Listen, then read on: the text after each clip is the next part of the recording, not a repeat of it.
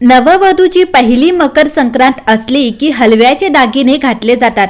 तसेच बोरनानाच्या सोहळ्यात लहान मुलांना हलव्याच्या दागिन्यांनी नटवलं जातं। त्यांचं औक्षण करून त्याच्या डोक्यावरून बोर, ऊस, हरभरे, मुरमुरे, बत्तासे, हलवा, तिळाच्या रेवड्या आदी पदार्थ टाकले जातात।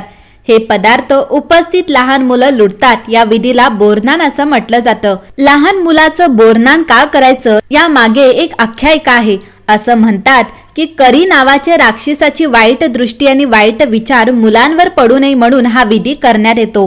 हा विधी सर्वप्रथम करी राक्षसापासून बचावासाठी बाळ गोपाळ कृष्णावर करण्यात आला होता। तेव्हापासून ही प्रथा सुरू झाली आहे। लहान मुलं हे कृष्णाचं रूप मानलं जातं। त्यामुळे करी राक्षसाची सावली आपल्या मुलावर पडू नये म्हणून बोरनान करण्याची परंपरा सुरू झाली। ही एक विधी किंवा आख्यायिकाची प्रथा नाही, तर या बोरनानामागे शास्त्रीय कारणही आहे, जे समजल्यावर तुम्ही घरातील चिमुकल्याचं बोरनान कराल। मकर संक्रांत ही ऋतू बदलाची चाहूल आहे।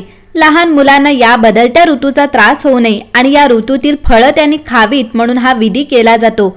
मजा आणि मस्तीमध्ये लहान मुलं न खाणारी फळंही या निमित्ताने खातात। मकर संक्रांतीच्या करी दिन हे बोरनानासाठी योग्य दिवस मानला गेला आहे। पण तुम्ही रथसप्तमी पर्यंत हा सोहळा कधीही करू शकता। 1 वर्षांच्या चिमुकल्यापासून 5 वर्षांच्या मुलाचं बोरनान करतात।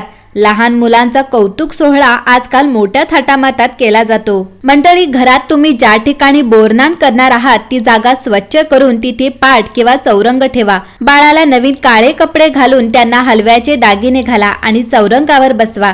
त्यानंतर चिमुकल्याचं औक्षण करा। त्याच्या डोक्यावरून बोर, उसाचे तुकडे, भुईमुगाचे शेंगा आणि मुरमुरे एकत्र करून त्याचं बोरनान करा आणि उपस्थित लहान मुलांना ते लुटण्यासाठी सांगा। बोरनानमध्ये वापरण्यात येणारी फळं मुलं इतर वेळी खात नाहीत, म्हणून बोरनानाच्या माध्यमातून ती फळं त्यांच्या पोटात जातात। बोरनान करताना म्हटलं जातं की बाळावर असं सगळ्यांच्या प्रेमाचा वर्षाव होऊ दे, तो सुबत्तेत न्हाऊ दे, कायम बाळ गोपाळाने घेरलेला म्हणजे सर्वांचा लाडका होऊ दे, असा हा लहान मुलांचा मकर संक्रांतीतील एक संस्कार आहे।